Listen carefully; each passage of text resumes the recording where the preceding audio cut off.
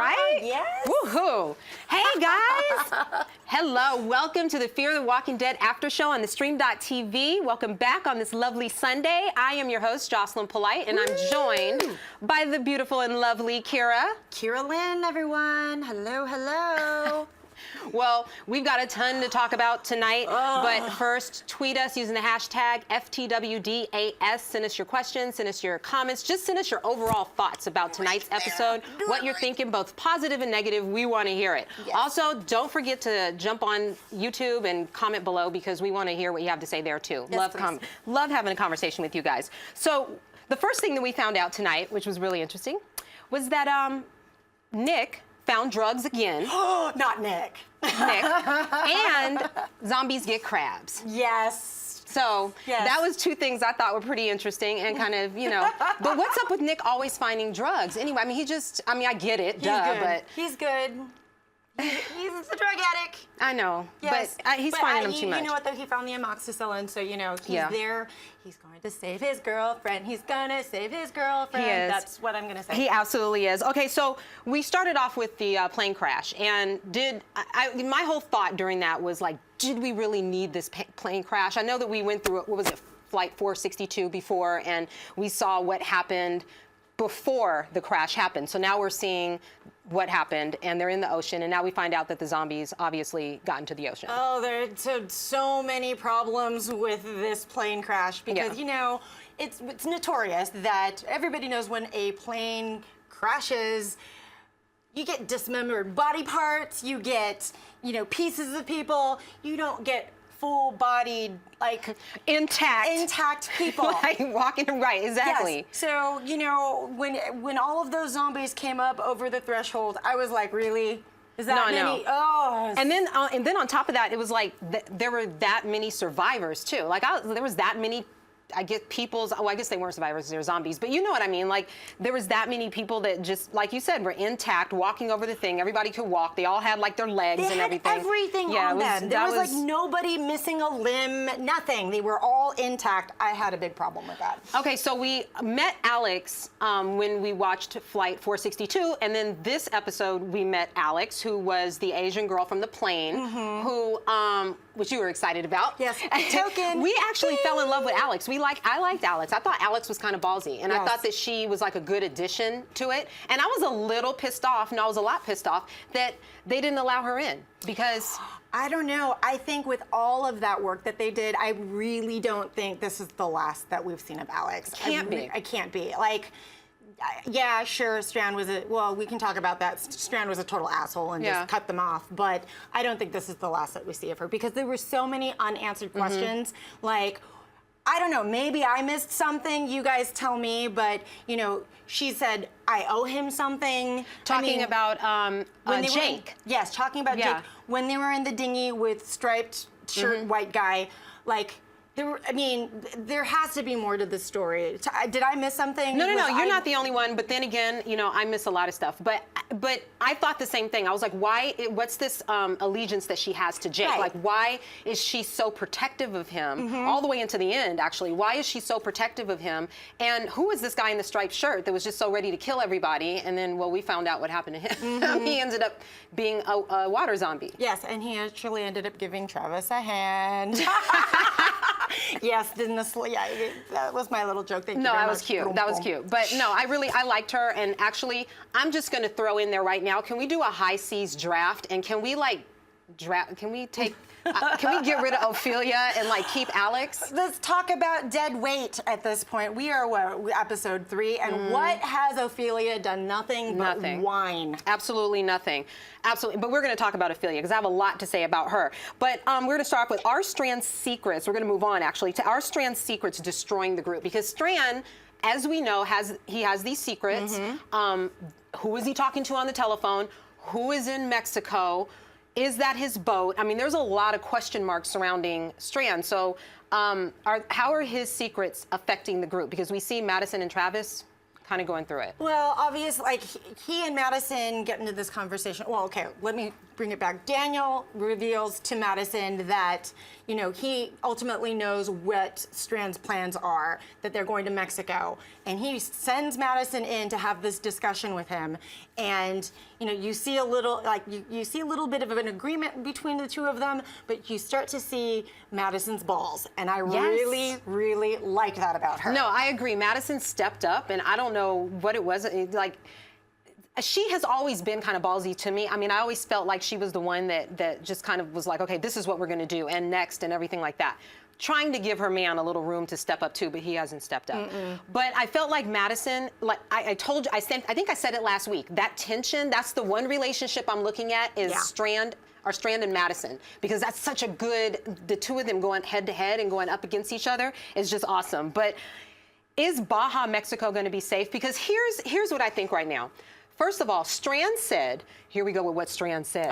Strand said that San Diego was going to be the destination. That's where everyone's going to go. It's going to be safe there and all that. And then it was off the map. Right. Yes. San Diego's like burned to the ground. Now, Baja, Mexico. So how do we know that something isn't happening in Baja, Mexico, you know? I think it's quite obvious that we can absolutely not trust Strand with anything that he says, because in a way, I don't know, it seems to flip. You know, and nobody knows anything about him. He's the lone wolf. I mean, there's, you know, obviously Madison and Travis as the family, and then you have Daniel and Ophelia as the family, and then you've got Strand. And we don't have any backstory. No. So, you know, who knows what he's leading them into. I know, that's true. But I'm glad that I'm glad that I would be on his boat, so I'll just play along with him until I can get to where I need to go. But it's kind of rough. But, okay, so the group, though, the thing that I would say this episode, there were a couple of things this episode that I found a little... Annoying, right. And one of them is that... why is this group so quick to just disembark and go on to land? They're so quick to do that even when they don't know what's going on there. And I get that they saw the suitcases. I get that they want to get supplies. They want to get, you know, medicine and clothing and everything. But you don't know what is going on this island. And then all of a sudden, everyone goes out. And you were, the whole thing about this island was like killing Kiyra. She couldn't take it. Just yelling profanities at the screen tonight because it was like, oh, you're gonna send this whole, like, these people onto the boat, you know, and nobody is going to be standing on the boat with, like, who knows what's out there, but there's no backup. Nobody's on the boat sniper style, like getting ready for if all of a sudden they're coming over the sand dunes and there's a whole bunch of something, don't shoot someone, come on. And then they make this decision that, oh, this is the right time for Travis to go underneath and go find out what the hell is stuck under the engine. I mean, you guys, come on. You guys are smarter than this. Like, oh, you know, and there's not a second person to, like, watch what's going down there. I just had so many problems with this episode tonight. I'm sorry. Yeah, and part of the problem that I had, because we were talking about that, and Kiyra was upset about the fact that, you know, she was mad because the walkers were not dismembered enough. And then she was also upset that they went on this island and had no plan. I'm mad because I'm saying they're walkers, right? I mean, well, we call them walkers. I don't know if they call them walkers now, but these are zombies, all right? And sand.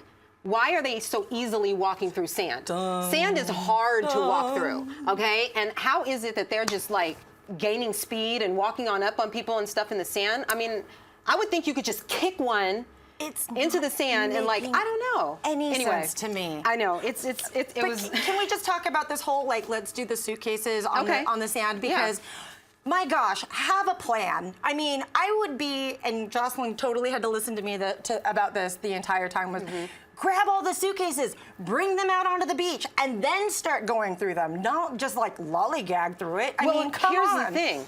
Okay, so badass, suspicious Daniel, who wanted to go on there and help out and everything, has no plan. I thought he's like the ex-military, like something underground guy who might have some kind of a plan. He had absolutely no plan. He's just up there. He's got his gun that he thinks he's going to use against like 100 walkers. I don't know. It was just, I was like surprised because Daniel usually, I mean, what he's been presenting so far, he's supposed to be the level-headed one. He's usually the most logical, and no, he was kind of a bit of a disappointment. He was. Yes. He actually really was. And then letting Chris wander off.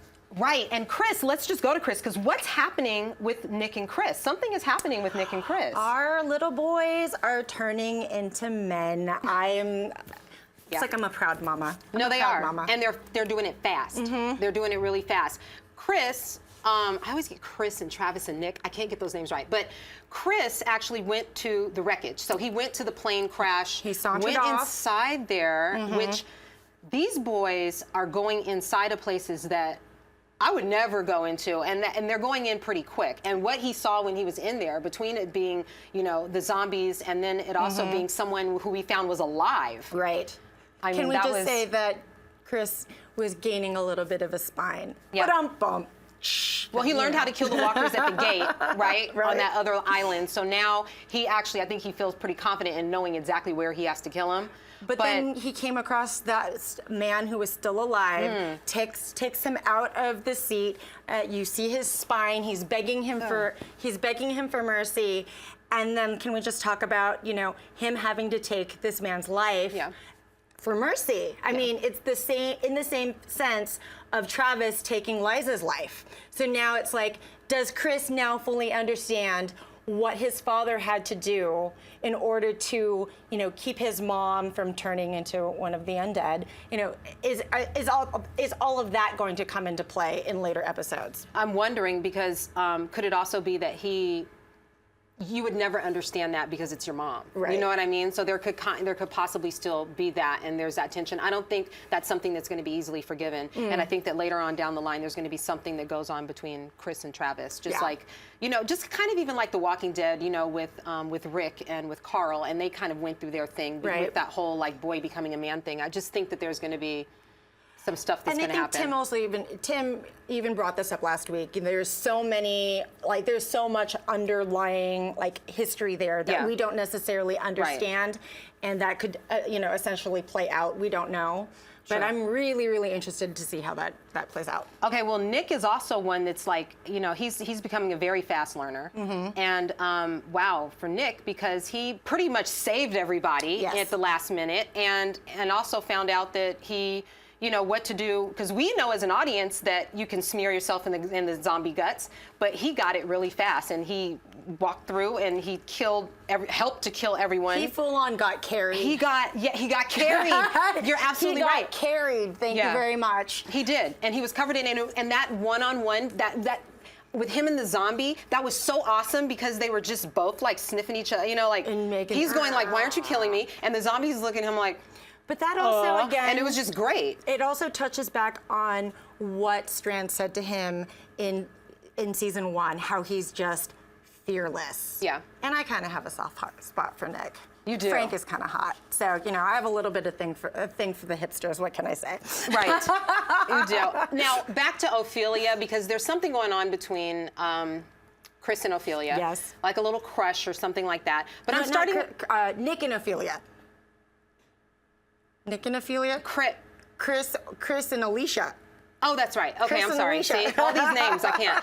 But there's something going on between them. But are we feeling like, I don't know, Ophelia to me hasn't done enough. I know that she's nursing a wound. Yes. And I know she was shot, and I get it. But girl, you have to get it together. You're in the middle of a crisis, and you can't just sit on the boat with like bandages and vodka, and everybody's like letting you sit there for a while. She needs to get in the game. Put a bandage on it, throw a jacket on, and you got to help out. I want her to finally just say to her dad to F off, and I'm going to do what I'm going to do. That's essentially what I'm waiting for. And I think that the reason why she hasn't done anything in that sense is she's still, even though she does have tension with her dad, she's still being the good daughter and listening to her father. But I agree with you. Yeah. She needs to step it up. And possibly still mourning her mom. So I'll give her a pass this week. But that's about it. But I think tonight it was really interesting. There were some positives that I think both of us really liked, but I think there were also some negatives.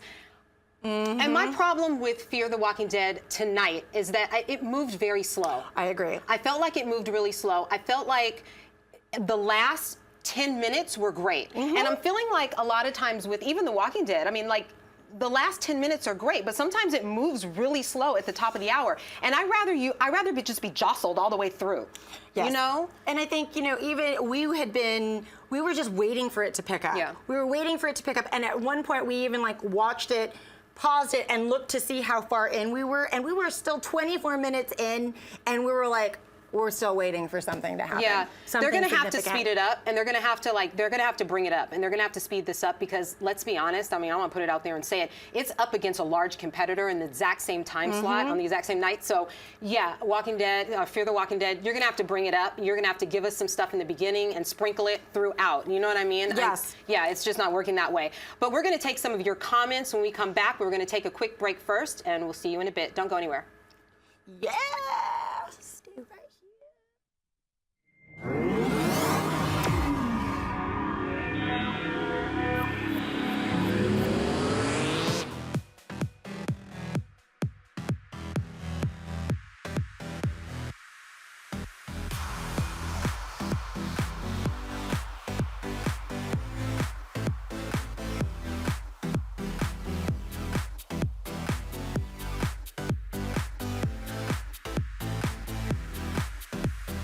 Just in case you missed it live. In case you missed it live. In case you missed it live. Oh, you'd want to take the time travel the whole way back. Oh my God. We had a crazy vampire threesome. And you can't unsee that. That's burned into my brain now. I was like, How did you get here? No. Look at me. I'm dancing. You know why we saying yes. You know why we saying yes. He was like, yeah, I'll tell you whatever you want. He is like something. we're like, inseparable. She was shadier than Sunglass Hut with Ray-Bans on sale, ladies and gentlemen. It wasn't. So come on. You just went to a totally different direction on that. When a billionaire goes broke, it means he's got like $4 million. Hold the phone, Hold on. bro. I found her to be deliciously out of control. Oh man, looking forward to this fight. Ooh, they about to get together. Watch, it's about to go down. Somebody better take some pictures of this. She just slapped the crap out of Nick. And he's just It's so good. You can't count anything out. Look at you. It's been another awesome night at the Stream.tv, always guys. awesome. Thank you for joining us, you guys. Yes. We love you.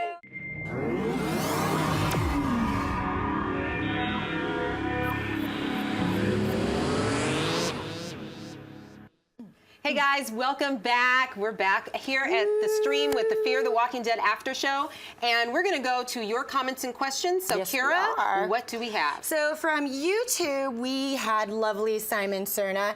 He'd said, my prediction for Chris is that he will bite the dust. I feel that he won't be able to forgive his father, Travis, for killing his mother. I predict he fails on the next week's show. Oh, maybe that wasn't necessarily a question, but that was his prediction. I'm sorry, Simon Cerna, but unfortunately, he did not bite the dust. No one bit the dust this week. No, and someone, I was about to say something really mean. I'm like, no, because I was going to say somebody needs to bite the dust. Yeah. Somebody needs to die. Like, it's just being drawn out, and I don't want it to be one of those things where we're so bought into the characters. I mean, it's fun when you buy into them and then all of a sudden one loses their life, like, and you're shocked by it. Right. But I don't want the storyline to overcome the zombies and what can happen. It goes back to, I think, just running with that. I just think that this episode was just so slow. Nothing really there was no fast pace till the last 10 minutes.